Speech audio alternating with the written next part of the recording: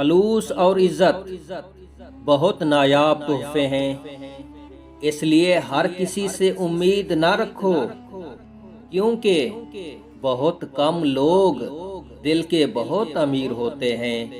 नमाज की तो वो शान है जो रोक देती है तवाफ़े काबा को। तो तेरे कारोबार की क्या औकात है जिसके लिए तू छोड़ देता है नमाज को।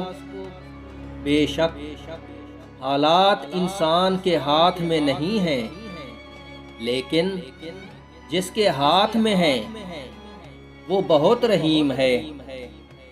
हम लोग सबसे ऊंचा उड़ने का शौक भी रखते हैं और पर हिलाने का दिल भी नहीं करता।